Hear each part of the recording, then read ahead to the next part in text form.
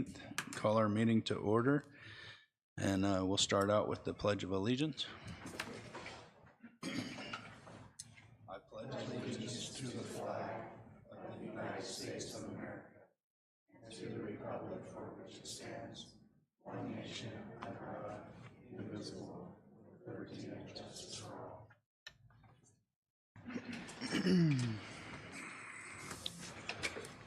Want to thank everybody for being here this morning and hope you guys all had a nice weekend and happy Father's Day. Hannah, do we have anyone online this morning too? Welcome to those online. Could we get a motion to approve our minutes of our meeting and work session from June 2nd? Chairman Mack, read we've all read the minutes, and I just remark on how well they're always done, and appreciate the clear, concise minutes that we have. I'll move that we approve them for the June 2nd meeting. I'll second that. All in favor say aye. Aye. Aye. Aye. Motion passes. Could we get a motion to approve our demands and handwritten warrants? So moved. I'll second. All in favor say aye. Aye. Aye. Motion passes. We'll now turn the time over to Jessica Gurna with the Justice Court.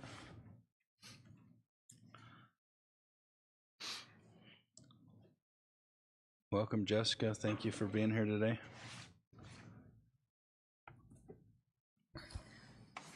I'm just here to get the approval for our indigent defense attorneys for our misdemeanor cases for Justice Court. Okay. So I have 4 of them. Okay, we will need to do them each individually. Yes, sir. Okay. I'm new to this, so don't hold me to it. Okay, so the first one is for Dennis McCarthy for fiscal year of 26, starting July 1st through June 30th of 26. It's the same as last year's, nothing's changed. It's pretty self-explanatory. We just have 4 misdemeanors. Okay. Any questions from the board, concerns? None for me. Mr. Chairman, I just a general comment for all 4 of these. I'd note that that we're paying $450 and $800 depending on whether it's misdemeanor or a DUI for indigent, and I'm sure that people are looking carefully at charging. But if someone's going to steal the $2 candy bar, sure hate to have the county pay $450 to have them represented in a $2 candy bar case. So just I'm just hoping that things are proportional, that we're not expending an awful lot of money for misdemeanor cases if there's not a strong reason to prosecute them. We only give attorneys when there is jail time being asked. So if it wouldn't be for one of those cases. Okay. Well, thank you for that clarification. If there's potential for jail time. Right, that's the only time we would assign Okay. an attorney for a misdemeanor case. Do you know, do they get screened for do they fill out a form to indicate that they have a financial need? Yes, sir, they have to fill out an application. Okay, thank you. I'll go ahead and move that we approve the Dennis McCarthy indigent defense agreement. And before I second that, I just want to say this is something that we have an obligation to, as state mandates, to apply these indigent attorneys to these individuals. There is a process for it. It is a big expense for the county, but it is state statute that we have to do that. So I'll go ahead and second this motion. All in favor say aye. Aye. Aye. Aye. Motion passes. Thank you. Okay, so the next one is for Rebecca Johnson. The contracts are completely the same. I'll make, if there's no discussion, any further discussion, I'll make a motion to approve the indigent defense agreement between the county and Rebecca Johnson for FY26. I'll second. All in favor say aye. Aye. Aye. The next contract is for Raymond Geyser. go ahead and make a motion to approve the indigent defense agreement between Graham County and Attorney Raymond Geyser for FY '26. I'll second. All in favor, say aye. Aye. Aye. Aye. Motion passes. And the last contract is for Josie Lopez. Make a motion to approve the indigent defense agreement between Graham County Justice Court and Attorney Josie Lopez for FY '26. I'll second. All in favor, say aye. Aye. Aye. Aye. Motion passes. Thank you, Jessica. Thank you.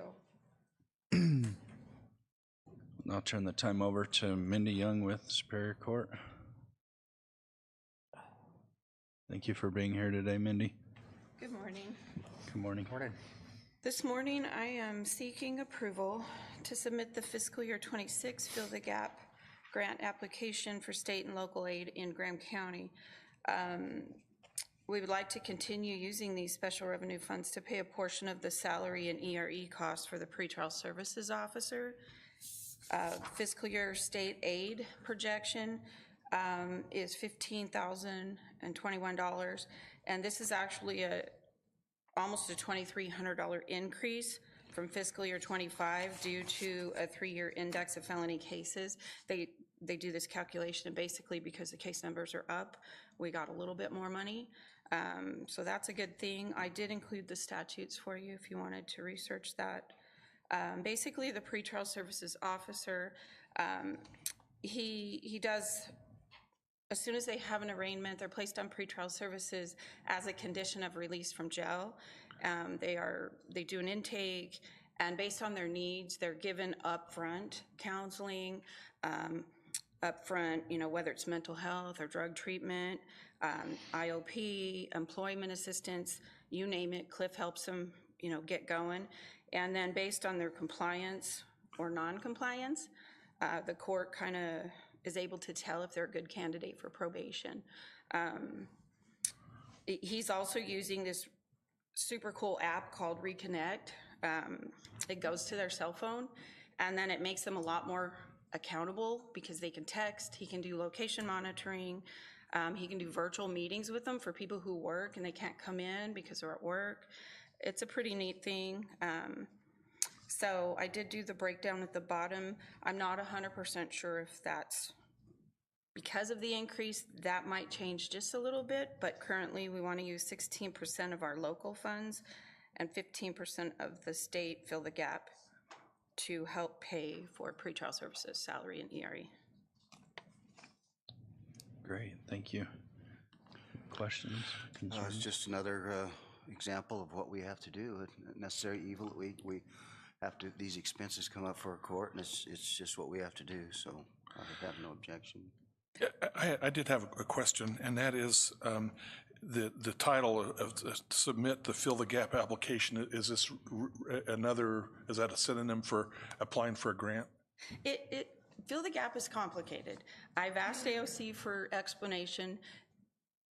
AOC even has a hard time explaining it, but if I understand correctly, we get a lot of fines and fees. Okay. And they're Fill the Gap, and 5% goes here and 7% goes here, and some of it goes back to AOC. Some of it stays local, and so that's why we have the 060 local and we have the 031 state. Okay. So we're basically asking permission to use the money that's already there for us. I think I looked at the balance that we already have and I added it together, and that's what I'm asking AOC. Can we use this much? And so every year it's kind of like we're just hoping we get that much money. Does that make sense? Sure. I just didn't know. I know that for grant applications we have to bring it before the board. I just didn't know if this. It's treated the same way. Okay. It's done through the grants portal. Okay, Yes. very good. Well, I would, Mr. Chairman, if you don't have any comments, I'd move that we approve the permission to submit the FY26 Fill the Gap application for state and local aid. I'll second that. Thank you. All in favor, say aye. Aye. Aye. Motion passes. Thank you. Thank you, Mindy. All right, next we will hear from Darlene Monteith with the Assessor's Office. Thank you for being here, Darlene. Good morning, Chairman Mack, members of the board. I'm here to request out-of-state travel for our CAMA coordinator, Krista Ramirez, to attend a RealWare training meeting in Fort Collins, Colorado. Okay. This is the software that our assessor's office uses all the time, and it's a very good training for her to go to. Great. Board, any questions, None concerns? for me. Comment, I looked at the agenda for the training session, and it was chock full of work. You know, it was actually didn't look like there's much time, there were very few Yeah. receptions, it's just work. Yeah, there's no fluff with this. It's all just training. It's held at Colorado State University. I've been several times. It's great because we have their IT there with us and, with them, and we get hands-on training. Their CEOs are there, and we've got, it's a great meeting to go to. Yeah, I'd move that we go ahead and approve this request and wish Godspeed to Krista Ramirez. Second it. Thank you very much. All in favor, say aye. Aye. Aye. Motion Thanks. passes. Thank you, Darlene. Next, we will hear from Eric Engel with the Engineering Department. Thank you for being here today, Eric. Morning. Morning. This is for an approval to accept quitclaim deed on Alder Lane from Peter and Kathy Hansen. Always glad to accept quitclaim deeds for right-of-ways, so. Do you have anything, Vice Chairman? No other discussion. I will make a motion to approve to accept the quitclaim deed from Peter and Kathy Hansen for right-of-way on Alder Lane. I'll second that. All in favor, say aye. Aye. Aye. Motion passes. Thank you, Eric. All right, next we will hear from Brian Douglas with the Health Department. Thank you for being here, Brian. Good morning, everyone. Morning. We're requesting approval of the COVID-19 Epidemiology and Laboratory Capacity, IGA. During COVID, we did not utilize this grant. There was just so much funding out there. We just didn't use it.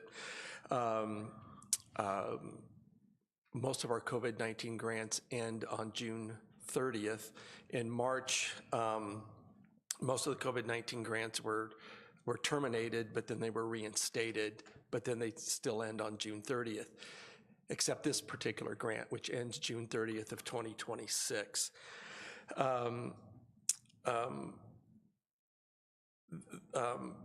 This particular grant is part of the federal budget. I mean, of the federal budget that's being negotiated right now. It's passed through Congress, now it's in Senate. It's being negotiated. The IGA is for $600,000. I believe they've negotiated, Health and Human Services have negotiated it down to $300,000. But anyway, we're just going to go forward as if it was the original IGA at $600,000. And this would fund split fund several of our salaries for fiscal year 25 and 26. Great, thank you. Board, any? No discussion here. Just clarification, Brian, thank you for in a lean year for looking for this and applying. Is the 650, or it was 600 Right. or 656 or something like Yes, that? $1,000. Is that statewide or just for Graham County? just for Graham County alone. Okay. And I would also, I noticed that it was not only for COVID, but for respiratory or illnesses, epidemic illnesses that are transmitted, through the air. Respiratory. So will you be able to utilize this for like RSV for Yes. infants and or measles, since that's also an airborne illness? Anything that has the ability to create infection within the respiratory system, and that's just a whole myriad of different things out there. Okay, thank you. Yeah, this is great. It's, even if it's partly funded. So I'd go ahead and make a motion, Chairman, if you don't have any other questions, that we do approve the the application for the IGA. And I will second it. All in favor, say aye. Aye. Aye. Motion passes. Okay, and secondly, we're seeking approval of the Title V Maternal and Child Health IGA, a 5-year IGA, and it's our, basically, it's our family planning program. And there's no change in funding from last year. Okay. No comment. Comments, questions? I'll make a motion, Mr. Chairman, that we go ahead. It's a $100,000 grant or IGA. I'll move that we ask our health department to go ahead and sign that agreement. Seconded. All in favor, say aye. Aye. Aye. Aye. Okay, and lastly, as we're requesting approval of the state opioid response program scope of work agreement with the Arizona Department of Health Services. Several months ago, this was brought before the board as a contract. We were contracting this out with another group, but we were able to organize, and we'll be working this grant in-house. Okay. No comment. No, thank you for pulling this back, and we've got the expertise to do it. So thank you very much. I'll make a motion if that's okay. That's fine. That we go ahead and approve the agreement with the state for the opioid response program. Second it. All in favor, say aye. Aye. Aye. Motion passes. Thank you, thank you. Brian. Appreciate you. Next, we'll hear from McCoy Hawkins with our IT department.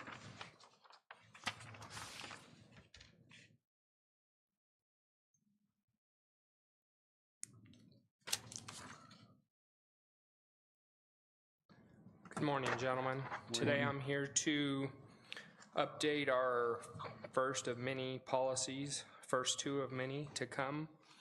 These are currently in place today. These are revisions that we had a contractor help revise these with. The contractor worked with Allison to bring these up to NIST standards, and they're here due to audit findings in our financial audit.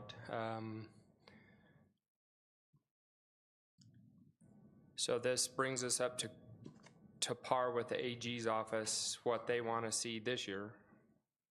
Next year they might want to see something different, but so these are the two that each employee will sign upon hiring, and they establish the security of the county and do's and don'ts of the county. Both of these are everything that we do. We have procedures for these, and the procedures don't get board approval, but the policies do. So our acceptable use policy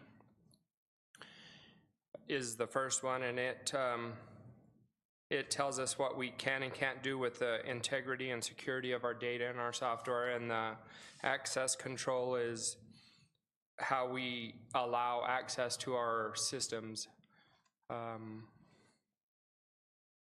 And we had a work session on this a few weeks ago, so if you have any other questions other than what you had in the work session, I'm here to answer them. Questions? I'm fine. Concerns? I'll go ahead and, if there's no discussion, make a motion to approve the IT acceptable use administrative policy number 2025-01 and IT access control administrative policy 2025-02. And I'll go ahead and second that motion, and just add a question. Will you be forwarding this policy to all the employees? You know, how will they be aware of the changes? Yeah, this will be redone at some point in the future to everybody. Okay. It's going into effect today, so probably sooner than better, wouldn't it? If you've got a new policy that they become aware, if they're. We're working together on that, and it'll be Okay, very good. All in favor, say aye. Aye. Aye. Motion passes. Thank you, McCoy. We appreciate you. Turn the time over now to Steve McGoy with our Planning and Zoning Department. Thank you for being here, Steve. Good morning, gentlemen. Glad to be here. Have a liquor license application for Battle of the Bands at the fairgrounds. These musicians are getting soft. They want to go inside, so we're going in the Ag Building this year. This won't be their 20th year, but we did start 20 years ago, 2005. And they would like to do it again. They didn't do it in 2020 because of COVID, but we've been letting them do it there at the bandstand for quite a while. If you got any questions, I'll try to, Seekus is who's overseeing this and applying for the license. Yeah, I'm sure they're gonna get a lot more attendance inside too, to be able to endure the heat, so, yeah. Are you singing this year, Steve? Yeah, again. Good. I'm excited. I did have a comment, and that is, I saw the application, reviewed it. Looks like they've got 2 officers, but it would be just for process improvement, just a suggestion that maybe we work on a policy and have minimum standards that go with any application, so that things like, I'm sure that they'll probably put bans on around for people who have been carded and who are eligible to drink, but there was nothing in the application. So just from a risk management perspective, I would, and certainly no reflection on you, it's just going forward, it might be nice if there was a policy so that a minimum, so that we can fall back on that in the event that there's a violation or a problem. We will confer with Trey in his office and see when they come to rent the building, what they get told, and we'll go from there, come back to you with a proposal or something. If that's just for me, the board hasn't, I can't speak for the board. But you're right, I mean, there's 4 doors to that building. They indicated that because it's inside a building, it would be easier to handle than outside where you could step over a fence, but we will talk and see where that goes. Great. Thank you. I'd go ahead, it meets the minimum requirements, and I'd go ahead and move that we approve the Battle of the Bands special liquor license request. I'll second that. All in favor, say aye. Aye. Aye. Aye. Motion Thank you. passes. Thank you, Steve. All right, we'll now turn the time over to Cindy Norris Blake with HR, sorry. No, you're good. Good morning, everyone. Good morning. So I'm coming before the board today for the annual approval of the drug testing agreement for safety-sensitive positions with Scott Medical Solutions. The only difference in the contract is the increase in pricing this year. Although I did talk to Gila Health Resources, and their pricing is actually more expensive than Scott Medical Solutions, and Scott Medical Solutions have not raised their price for over 5 years. I entertain any questions you may have. I have none. I'll go ahead and make a motion, Mr. Chairman, that we go ahead and approve the FY 25-26 agreement for CDL drug testing with Scott Medical Solutions. I'll second that.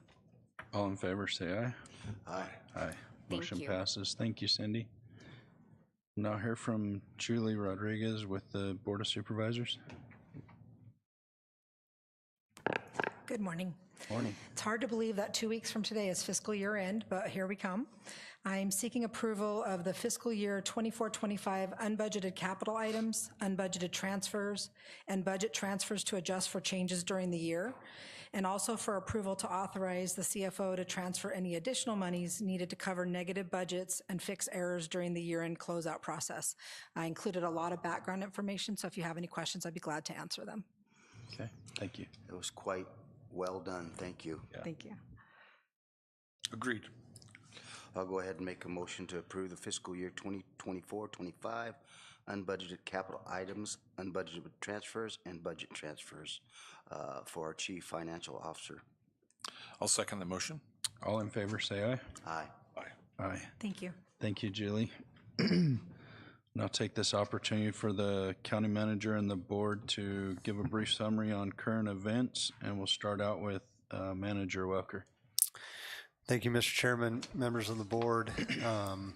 Tomorrow is our final budget work session, and we'll be presenting all of the numbers that we have to date as far as fund balances, where we're at on expenses, and different projects and different fund balances throughout the county. So that'll come tomorrow. I'll give some brief updates on some projects right now. Our Motorola upgrade project is scheduled to finish on July 30th. We have the final sign-off documents, and Motorola's technical team has been down here quite a bit, going through the whole system and ironing out any bugs. We've been meeting weekly with Motorola, with our dispatch, with City of Safford, Town of Thatcher, Town of Pima. They've been in those meetings and have been involved as well, identifying any issues they've had. And at our last meeting last Wednesday, no one brought up any additional issues, so we're getting through the last of them. I also want to point out we started a quarterly public safety meeting with all the other agencies as well. We had our second of those quarterly meetings earlier this month, and again talked about dispatch and other items, and it was a good meeting. It was good to correlate with the other public safety agencies and discuss any kind of issues that were coming up. This came up in our elected officials and department head meetings, but I just wanted to point it out too. Our Graham County Jail received some distinction and some honors over at NIJO, which is the National Institute for Jail Operations. They were highlighted for being at an accredited level 2 of compliance, and they also received a Unique Detention Facility Innovation Award. And I just wanted to thank Sheriff Allred, Under Sheriff McCormies, and Commander Perez for everything they do out there. They are running a very good jail, a very good operation out there, and they were recognized for doing that. So just want to call them out and thank them for that.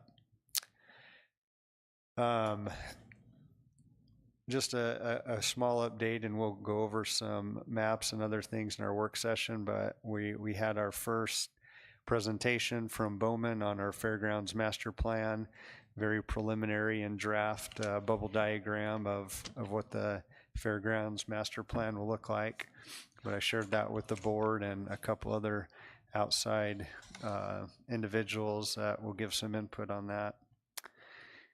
And then I've been real busy at the highway yard and engineering, and we'll talk about some projects, Tallywash, Gila River Linear Park, and some other projects in our work session. So that'll be my report for now, Mr. Chairman.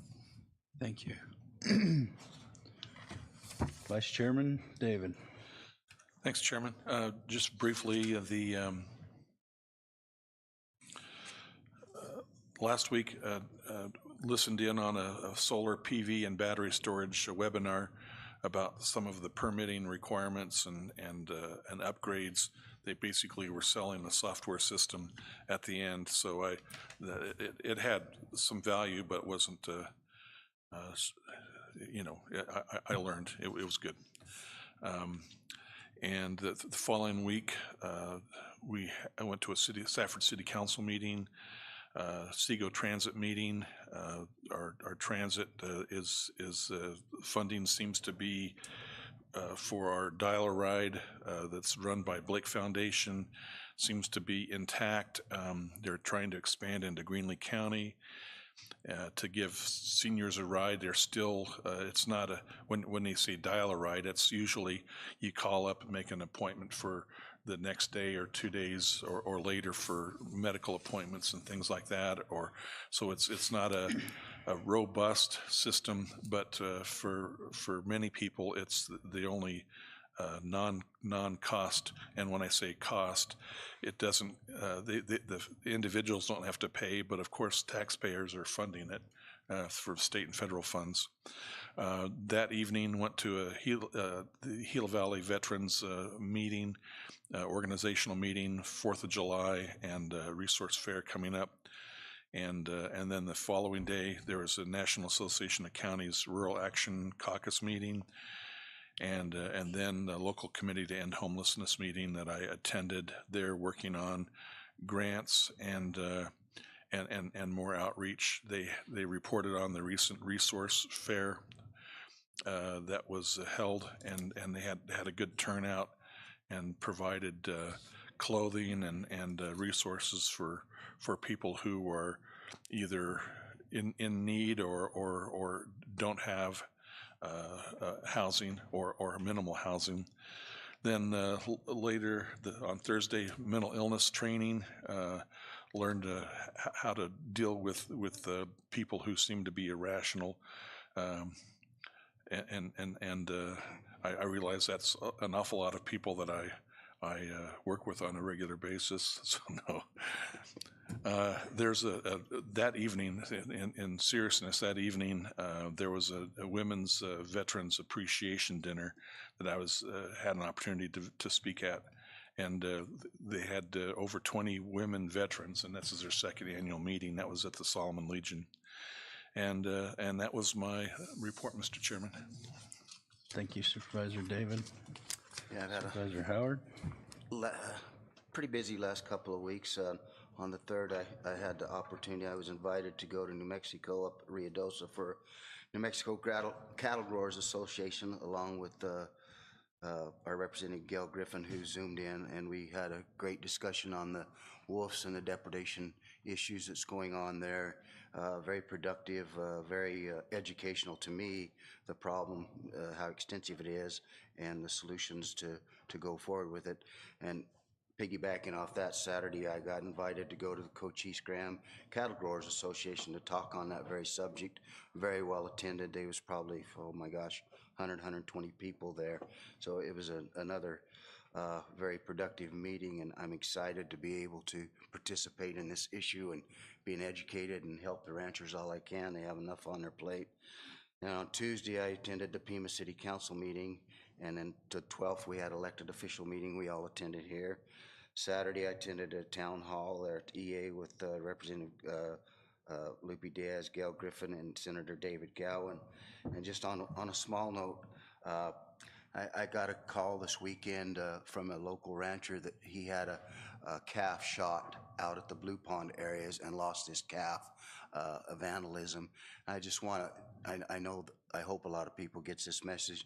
This is why that ranchers have such a problem, and we get lock gates and we get denial on state and BLM lands because these folks do this vandalism, and it takes recreation, hunters, the whole work. So I just like to make everybody aware of what that does for our general public, and you can't blame the ranchers for their actions.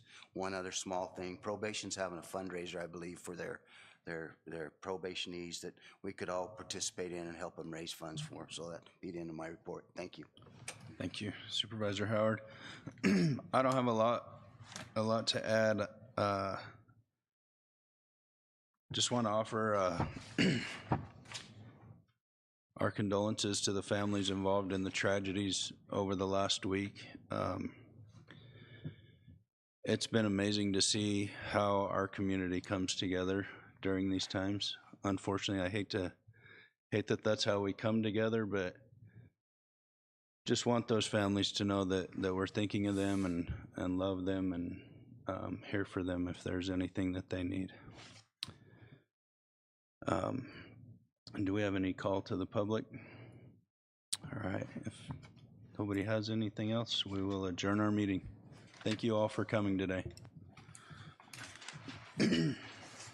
Well done.